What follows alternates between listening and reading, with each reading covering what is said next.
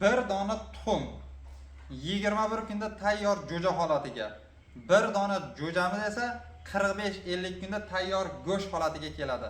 Gap nima haqida ketayotganini tushunganlar tushundi. Ya'ni xalq tilida aytiladigan dumboq jo'ja. Assalomu alaykum YouTube kuzatuvchilari, parranda ishqibozlari, kanalimiz a'zolari va kanalimiz mehmonlari.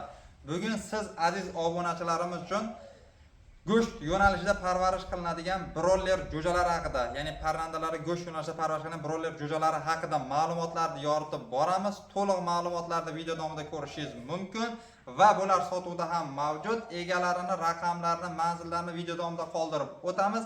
Bemalol murojaat qilishingiz mumkin. Va sizga reklama xizmatlari kerak bo'ladigan bo'lsa, yuqoridagi raqamlarga murojaat qilasiz. Biz sizni sotiladigan parrandalaringizda reklama qilib beramiz.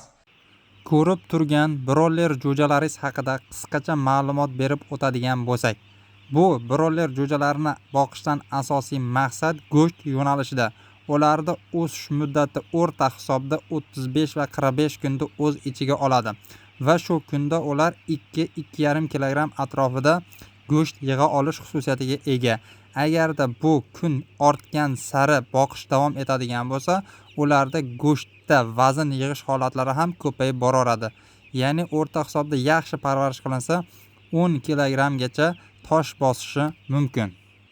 Broiler jo'jalarini boqish bo'yicha asosiy tavsiyalar. Birinchisi, birinchi 7 kunda bu jo'jalarni parvarish qilishda juda katta e'tibor talab qiladi. Temperatura, namlik va shularga e'tibor berish kerak. Bu jo'ja orqali asosan daromad ko'rmoqchi bo'lgan tadbirkorlar bo'lsa yaxshi tanlov hisoblanadi. Sabab bu tez aylanish, ya'ni pulni tez aylantirish hisobiga bu parrandalardan yaxshi daromad ko'rishingiz mumkin.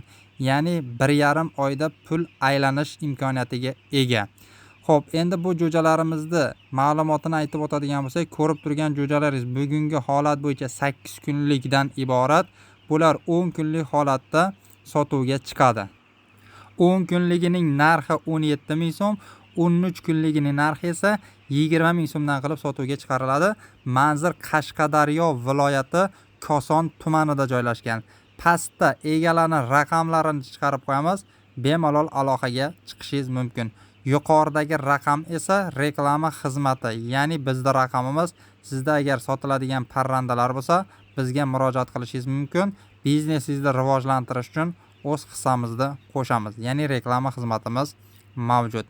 Va siz o'zingiz Telegram guruhlardan ham foydalanish istagingiz bo'lsa, ekraningizda mana ko'rinib turibdi. Daromad TV11 deb qidiradigan bo'lsangiz, parranda savdosi nomosida bizning Telegram guruhlarimiz ham chiqib keladi.